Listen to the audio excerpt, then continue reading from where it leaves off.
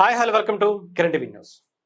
పిఠాపురంలో వర్మ గారు అంటే మన కిరణ్ గారు ఎప్పుడూ చెప్తూ ఉంటారు, చెవులో జోరేగా చెప్పులో రాయి, ఎప్పుడూ కూడా మనకి ఏదో ఒక కిరికిరి పెడతానే ఉంటాయని. అలాగే పిఠాపురంలో వర్మ గారు అని ఇలాగా వర్మ గారు చేసినటువంటి దాని గురించి మనకు తెలుసు. మొన్న పవన్ కళ్యాణ్ గారి ఫోటోతో పాటు అక్కడ చంద్రబాబు నాయుడు గారి ఫోటో లేదు అని రాద్ధాంతం చేసినటువంటి వీడియో. ఇప్పుడు ఇంకొక వీడియో సోషల్ మీడియాలో వైరల్ అవుతుంది. కావాలనే పక్కా పథకం ప్రకారం వర్మ గారు గొడవ పెట్టాలని అక్కడికి వెళ్ళినట్టుగా ఇక్కడ స్పష్టంగా కనిపిస్తున్నటువంటి ఒక వీడియో సోషల్ మీడియాలో వైరల్ అవుతుంది. ఒకసారి మీకు ఆ వీడియో చూపిస్తాను, ఆ తర్వాత మాట్లాడదాం. వర్మ గారు ఎందుకు ఇలా చేశారు అనేది ప్రత్యేకించి చెప్పాల్సిన అవసరం అందరూ చెప్పింది, కానీ వీడియోలో చాలా క్లియర్గా వర్మ గారు పిన్ టు పిన్ మాట్లాడుకునేటువంటి ప్రయత్నం చేద్దాం ఏం చేశారు అని. ఇదిగోండి, ఇక్కడ ఏదైతే ఆ గొడవ జరిగిందో దానికన్నా ముందు ఇక్కడ మీరు చూసుకోవచ్చు చంద్రబాబు నాయుడు గారి ఫోటో, పవన్ కళ్యాణ్ గారి ఫోటో, ఎంపీలు అంటే రాజ్యసభ కావచ్చు, లేదంటే అక్కడ లోక్సభ కావచ్చు, ఇద్దరు గెలిచినటువంటి వాళ్ళది, అలాగే లోకల్ ఎమ్మెల్సీలు, ఆ శాఖకి సంబంధించినటువంటి మంత్రుల ఫోటోలు ఇక్కడ ఉన్నాయి. చాలా క్లియర్గా వర్మ గారు అక్కడ కూర్చున్నారు, ఇక్కడ తుమ్మల బాబు గారు కూర్చున్నారు, అలాగే జనసేన పార్టీకి సంబంధించిన నాయకులు, మిగతా వాళ్ళు టీడీపీకి సంబంధించిన నాయకులు ఉన్నారు, అలాగే మాజీ ఎమ్మెల్యే పిఠాపురం పిండం దొరబాబు గారు, వీళ్ళందరూ కూడా అక్కడ వరుసగా కూర్చున్నారు. చాలా చక్కగా స్వాగతం పలికారు అధికారులు. బొకేలు, వాటర్ బాటిళ్ళు అన్నీ వాళ్ళకి ఇవ్వాల్సినవి ప్రోటోకాల్ ప్రకారం అక్కడ చాలా క్లియర్గా కనిపిస్తుంది. ఇక్కడ వర్మ గారు ఏం చేశారు అనేది మీకు ఇప్పుడు ఒకసారి చాలా క్లియర్గా చూపించేటువంటి ప్రయత్నం చేస్తాను. చూడండి, ఇదిగోండి, బయట కొంతమంది అల్లరి చేస్తున్నారు, గొడవ చేస్తుంటే వర్మ గారు లెగిసి బయటకు వచ్చేసి ఏం చేశారో ఒకసారి మీరు చూడండి. ఇదిగోండి, వర్మ గారు బయటికి వెళ్ళారు. అక్కడ బయట గొడవ చేస్తున్నటువంటి వ్యక్తుల్ని ఏంటని అడిగారు. చూడండి, అదిగోండి, ఆ ఫ్లెక్సీ తీసి బయట పట్టుకున్నారు. ఆ ఫ్లెక్సీ కూడా ఒకసారి మీకు చూపిస్తాను. ఆ ఫ్లెక్సీ ఏంటి, స్వాగతం సుస్వాగతం అని ఉంది. ఇదిగోండి, రైట్, ఇదిగోండి, స్వాగతం సుస్వాగతం, ఇంకొంచెం క్లారిటీగా, ఇదిగోండి, స్వాగతం సుస్వాగతం అని చెప్పి ఆ కార్యక్రమానికి సంబంధించి శ్రీ కొణిదెల పవన్ కళ్యాణ్ గారు, ఆంధ్రప్రదేశ్ రాష్ట్ర ఉప ముఖ్యమంత్రి, అలాగే ఆ నియోజకవర్గ ఎమ్మెల్యే, మిగతా అవన్నీ కూడా అక్కడ డిజిగ్నేషన్స్ అన్ని రాసి పెట్టారు. ఇక్కడ ఈ స్వాగతం అన్న దాంట్లో కూడా చంద్రబాబు నాయుడు గారి ఫోటో ఉండాలి అని అంటారు, ప్రోటోకాల్ ప్రకారం అని చెప్పి వర్మ గారి గొడవ. ప్రోటోకాల్ ప్రకారం అక్కడ స్వాగతం పెట్టిన దాంట్లో అవసరం లేదు అనేది వర్మ గారికి తెలియదా అంటే డెఫినెట్గా తెలుసు. కాకపోతే గొడవ చేయాలి కదా, గొడవ చేసి రాద్ధాంతం చేయాలి కదా, వాళ్ళని రెచ్చగొట్టాలి కదా, రెచ్చగొట్టి ఏదో ఒకటి చేసుకోవాలనేటువంటి కుట్ర, అంటే సింపతి క్రియేట్ చేయాలి ఆయన మీద.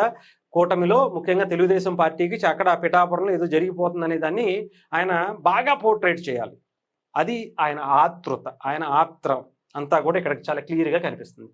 ఎవరైనా సరే ఇప్పుడు మీ ఇంటికి కొంతమంది గెస్టులను పిలిచారు, అది పొలిటికల్ లీడర్ కావచ్చు, ఏదైనా కావచ్చు, అక్కడ ఏం చేస్తారు, వాళ్ళకి సంబంధించి ఒక ఫోటో పెడతారు పెద్దది, దాని పక్కన ఇంకొకరిది వేయరు కదా, వాళ్ళ కూడా వస్తే వాళ్ళ కోసం సపరేట్గా పెడతారు. ఎవరైతే వస్తున్నారో వాళ్ళది ఆ ఫ్లెక్సీలో, చిన్న ఫ్లెక్సీలో, స్వాగతానికి సంబంధించినటువంటి ఫ్లెక్సీలో పెట్టడం అనేది ఆనవాయితీగా ప్రోటోకాల్గా వస్తుంది. ఇది వర్మ గారికి కాదు, అందరికీ తెలుసు.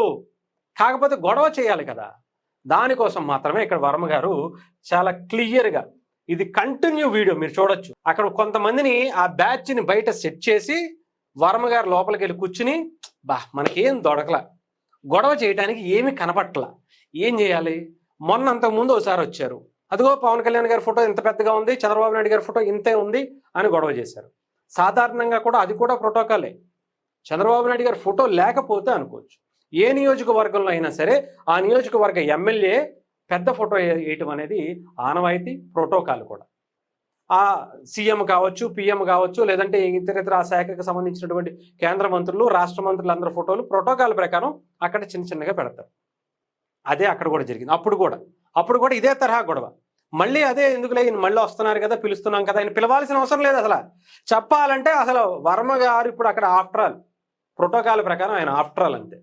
ఏం హక్కు ఉంది అసలు ప్రోటోకాల్ గురించి మాట్లాడడానికి? ఈయనకేం హక్కు ఉంది చెప్పండి?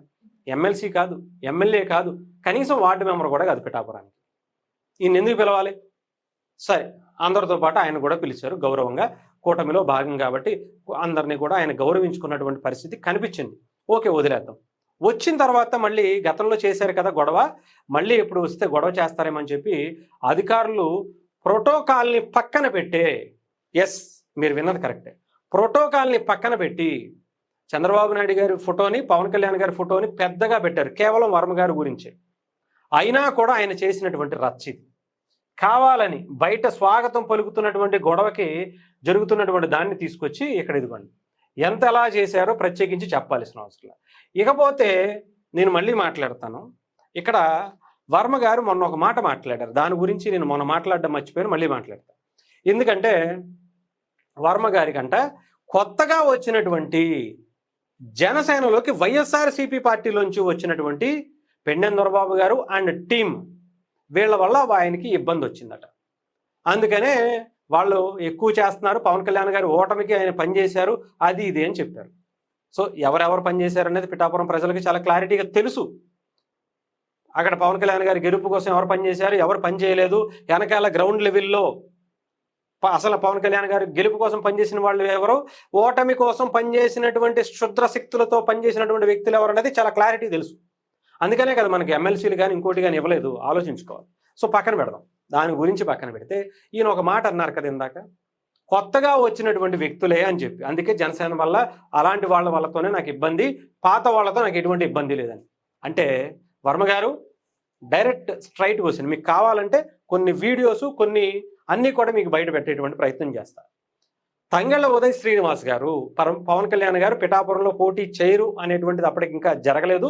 జరగక ముందు పిఠాపురంలో తంగెళ్ల ఉదయ్ శ్రీనివాస్ గారు పోటీ చేస్తారు. ఆయన నియోజకవర్గానికి సంబంధించి ఇన్ఛార్జిగా ఉన్నప్పుడు ఎన్నిసార్లు వర్మ గారు అండ్ గ్యాంగ్ తంగెళ్ల ఉదయ్ శ్రీనివాస్ గారిని ఎన్ని రకాల మాటలు అన్నారు, పవన్ కళ్యాణ్ గారిని, జనసేన పార్టీని, వాళ్ళ టీంని, పాత టీము ఎవరైతే వర్మ గారు చెప్పారో ఆ పాత టీము మీద ఎన్ని రకాలమైన గొడవలు పడ్డారో ప్రత్యేకించి మీకు తెలీదా?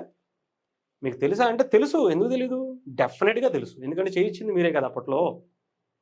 అవన్నీ తట్టుకుని పవన్ కళ్యాణ్ గారు జనసేన పార్టీ చాలా బలంగా ముందుకెళ్ళింది. అక్కడ అసలు పవన్ కళ్యాణ్ గారు నుంచోకపోయినా సరే పిఠాపురంలో జనసేన గెలిచింది, అందులో ఎటువంటి సందేహం లేదు.